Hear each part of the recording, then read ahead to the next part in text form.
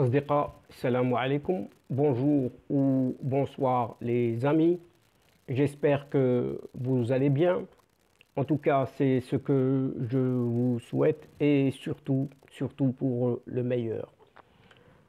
Bienvenue sur votre chaîne Bled Magharibiya qui attend comme toujours vos encouragements en la partageant autour de vous et auprès de vos connaissances. Merci, un tout grand merci de nous recevoir une nouvelle fois chez vous et parmi vous. Cette 85e vidéo vient vers vous pour vous proposer ce qui fait débat habituel, c'est-à-dire ce qui fait discussion désormais à chaque fois entre nous.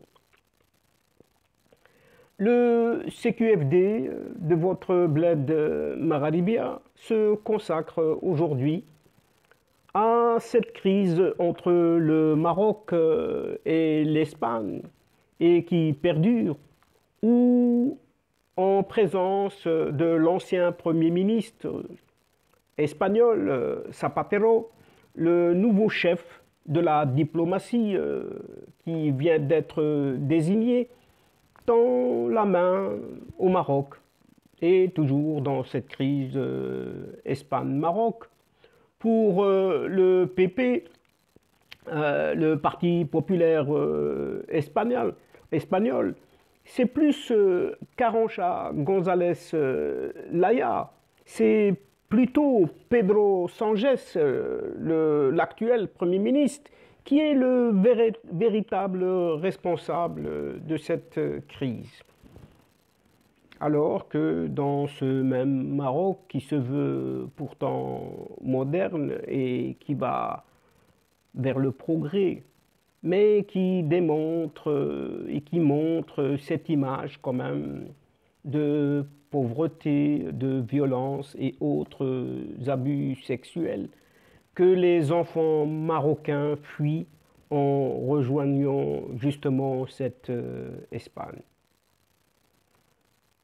Et donc, en Espagne, toujours, en présence de ce Zapatero, cet ancien Premier ministre du gouvernement espagnol, le nouveau chef de la diplomatie tend la main au Maroc. En effet, le nouveau ministre espagnol des Affaires étrangères, ce qui dit ici et dans les médias et sous certaines infos, a tendance à tendre la main vers le royaume marocain. Et selon ses dires, ou en tout cas selon son discours lors de cette désignation, lors de ces passations de portefeuille, il déclare: c'est notre ami et voisin du Sud, ce José Manuel Álvarez, lors justement de cette cérémonie de passation de pouvoir avec Arantxa González Laya ce lundi 12 juillet dernier. Et ce chef de la diplomatie a plaidé pour le renforcement des relations de son pays avec ses partenaires internationaux, notamment le Maroc, a-t-il bien précisé. Dans son allocution, ce José Manuel Álvarez a également abordé les mouvements migratoires, appelant à y faire face en collaboration avec nos alliés et amis. Un autre message adressé donc au Maroc pour continuer à jouer le gardien des frontières espagnoles en Méditerranée et aux îles Canaries en vue de réduire les arrivées massives de migrants. Après ces déclarations, la balle est désormais dans le camp de Rabat et la réponse à cette main tendue de la part de José Manuel Álvarez devrait s'esquisser dans les semaines à venir, ceci en principe. Et l'acte de passage des commandes de la diplomatie espagnole de cette Arantxa González Laya à José Manuel Álvarez a connu la présence de deux personnalités proches du Maroc, à savoir l'ancien chef du gouvernement José Luis Rodríguez Zapatero et l'actuel ministre de l'Intérieur Fernando Grande Marlaska. Et celui-ci avait exprimé son opposition à la détermination d'Arantxa González Laya d'hospitaliser ce Brahim Ghali alias Mohamed Ben Botouche en Espagne. Et en pleine crise donc avec le Maroc, suite à l'accueil de ce pseudo-chef du Polisario dans un hôpital de Logroño, Fernando Grande Marlaska, donc ce ministre de l'Intérieur, avait réussi à convaincre les responsables marocains de ne pas suspendre la coopération sécuritaire avec l'Espagne, comme le Maroc l'avait fait avec l'Allemagne. Et le ministre de l'Intérieur espagnol avait aussi refusé de qualifier l'exode de milliers de Marocains à Ceuta les 17 et 18 mai derniers de chantage de la part du Royaume ou de crise migratoire, prenant ainsi ses distances avec la ligne observée par cette Arantxa González Laya et la ministre de la Défense Margarita Robles. Et Pedro Sánchez, ce chef de gouvernement, a procédé samedi 10 juillet dernier à un remaniement de son gouvernement, marqué essentiellement par le départ de cette Arantxa González Laya du ministère des Affaires étrangères au profit de ce José Manuel Álvarez, désormais ex-ambassadeur d'Espagne en France. Un changement donc visant à tourner la page des tensions avec le Maroc. Et toujours dans cette crise Espagne-Maroc, donc, pour le PP, le Parti populaire espagnol, plus qu'Arantxa González Laya, c'est Pedro Sánchez le véritable responsable, si ce n'est le premier coupable. Et le départ d'Arantxa González Laya du ministère des Affaires étrangères ne satisfait pas du tout le Parti populaire espagnol, puisque son vice-secrétaire de la politique territoriale, Antonio González Terol, ne croit pas à la responsabilité de l'ancien chef de la diplomatie ibérique dans les tensions avec Rabat. Et dans ses déclarations à la chaîne Antena 3, reprise par Europa Press, il a accusé ouvertement le chef du gouvernement, Pedro Sánchez, d'être le problème, l'auteur de la destruction des relations avec le Maroc et de l'éloignement des États-Unis. En effet, dès la formation de l'exécutif de coalition de gauche entre le PSOE, c'est le Parti socialiste ouvrier espagnol, et ce parti d'extrême gauche, Unidas Podemos, en janvier 2020, le PP, Parti populaire, a mis en garde contre la détérioration des liens avec Rabat et surtout avec Washington. Le responsable du PP a par ailleurs invité Pedro Sánchez à présenter sa démission du gouvernement et annoncer la date de prochaines législatives ou des législatives anticipées. Le dernier sondage publié le samedi 10 juillet dernier accorde la première place au Parti populaire avec un écart de 30 sièges à la Chambre des représentants sur le PSOE, ce Parti socialiste ouvrier espagnol de Pedro Sánchez. Et enfin, dans ce Maroc qui se veut tout de même moderne, il est question de ces nouveaux métiers mondiaux dont le Maroc est devenu la destination en quelques années seulement, placé sur les cartes mondiales des secteurs de l'aéronautique, de l'automobile et de l'industrie pharmaceutique ou encore biotechnologique.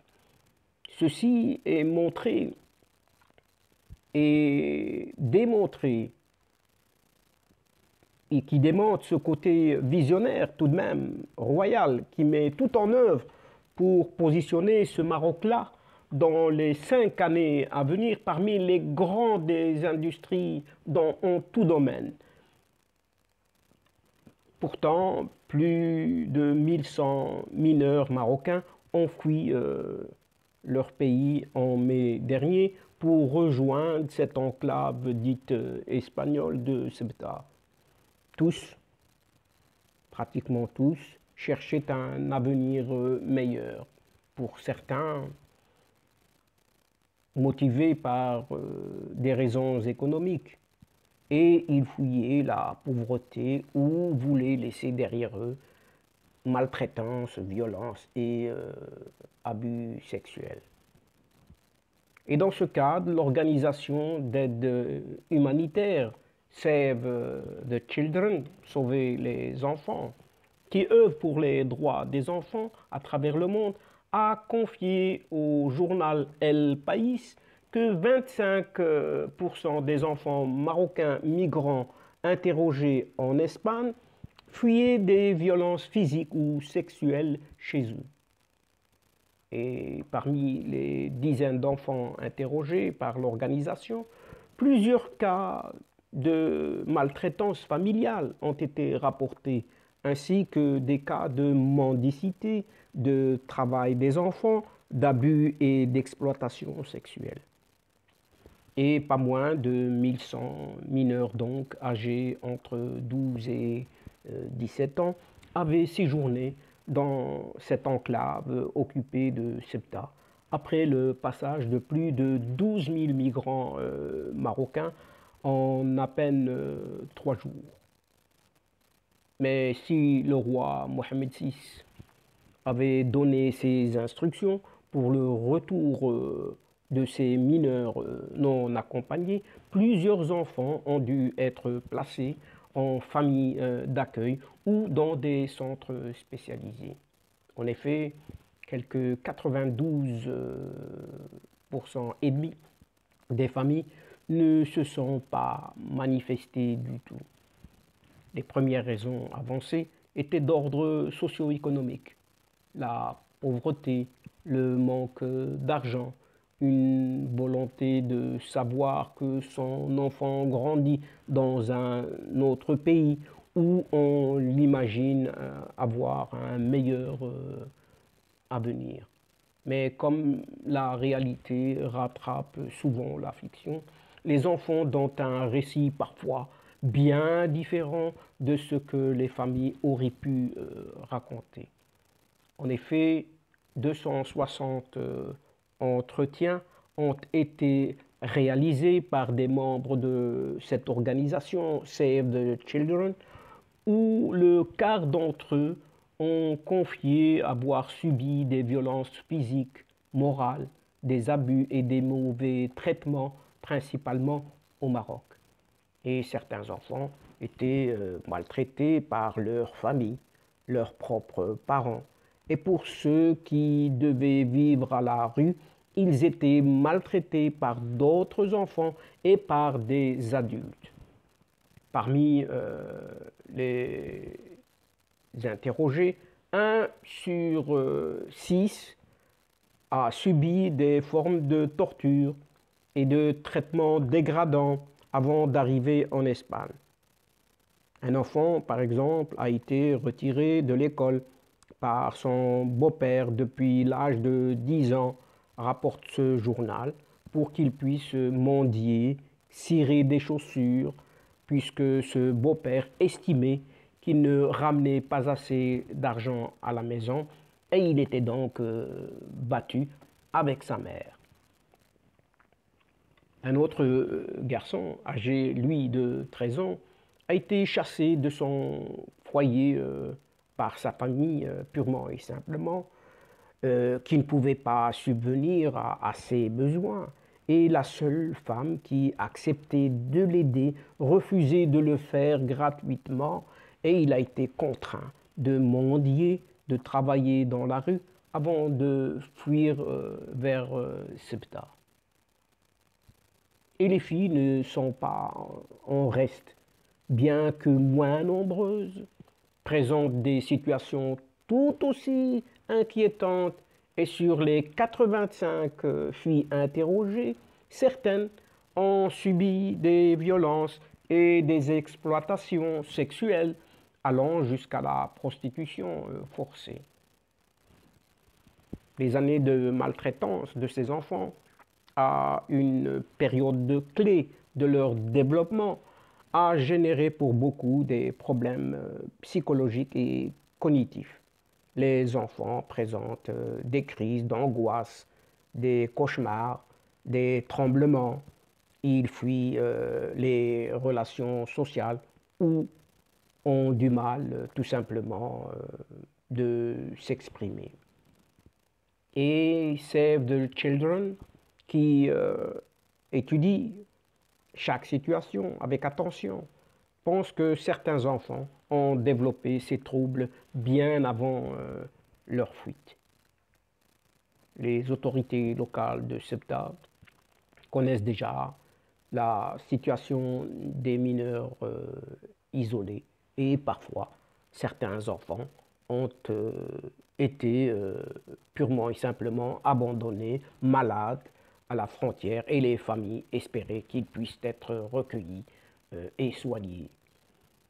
Mais aujourd'hui, leur nombre important rend leur encadrement insoutenable selon le gouvernement local et que les autorités doivent s'occuper de quelques 800 enfants dans des entrepôts, un camp de baraquement et un centre sportif. Dépassés, ils ont déjà perdu de vue 200 enfants qui sont à la rue ou ayant trouvé refuge dans des maisons et elles ont pu replacer les 200 autres mineurs par ailleurs. Pour l'instant, la scolarisation n'est pas envisagée, faute d'outils dans la ville pour les aider ou pour leur insertion scolaire ou professionnelle, a déclaré la déléguée du gouvernement à Ceuta, une certaine Salvadora Mateos. Et Save the Children demande maintenant à l'Europe de venir en aide à ces enfants et Rodrigo Hernandez, responsable de l'association en Espagne, a d'ailleurs rappelé que ces enfants ont des droits car nous nous engageons en tant que société à les garantir. Et d'autres associations prennent le relais pour essayer de s'occuper des mineurs isolés, comme Mensajeros de la Paz, qui souhaite héberger 50 enfants dans ces installations, ou encore l'UNICEF Genève, qui cartographie les abris et autres aides à coordonner les actions avec les autres organisations. Mais alors, qui sont vraiment ces enfants de rue au Maroc? Et selon Abdelrahman Bounaïm, responsable communication et plaidoyer de l'association Beiti, autrement dit ma maison, a tenu à rappeler que contrairement à ce que bon nombre de gens pensent, les enfants dans la rue ne sont pas toujours sans parents. Beaucoup se retrouvent dans cette situation pour des raisons économiques ou de violence familiale, la rue étant le seul endroit qui les accueille. Une crise de valeur a lieu, précise-t-il, parce que plus personne ne s'occupe d'eux dans leur entourage, ni la famille, ni les voisins. Et l'association qui s'occupe des enfants regrette que depuis tant d'années, les violences faites aux enfants n'aient pas diminué et elles ont même augmenté avec le confinement, précise ce responsable. L'association qui œuvre depuis 25 ans pour la prise en charge des enfants en situation difficile, notamment ceux qui vivent à la rue, se félicite des efforts mis en œuvre par le Maroc. On a les meilleures lois du monde, dit le représentant, avant de rajouter que leur exécution bloque, soulignant le manque de continuité dans les démarches de protection des enfants. Par contre, ce Abdelrahman Bounaïm a tenu à souligner l'engagement de son association au quotidien et la nécessité impérieuse de mettre fin à la marginalisation et la stigmatisation des enfants qui vivent dans la rue, ainsi que le besoin d'une meilleure application des lois et des programmes de protection des enfants, dont les lacunes ont été révélées notamment par cet exode d'1 millier de mineurs marocains vers l'Espagne. Et voilà, chers amis, c'est ici que, sur ces informations, que prend fin cette entrevue, en prenant congé de vous et en refermant cette séquence d'aujourd'hui, tout en espérant vous retrouver avec plaisir à travers votre Ce qui fait débat, c'est-à-dire ce qui fait désormais à chaque fois discussion entre nous. Un tout grand merci pour votre confiance, pour votre fidélité et votre patience, mais surtout de nous avoir écoutés jusqu'au bout. Mais ne nous oubliez pas et de nous aider mutuellement et d'aider votre chaîne Bled Magharibia en vous y abonnant en masse et de faire abonner les alentours et autres connaissances. Mais surtout, partagez, bien partagez autour de vous ces séquences vidéo. Au revoir les amis. Al-Asdiqa, salam alaikum wa rahmatullahi ta'ala wa barakatuh. À la prochaine fois. إلى اللقاء في حصة أخرى إن شاء الله. مع السلامة.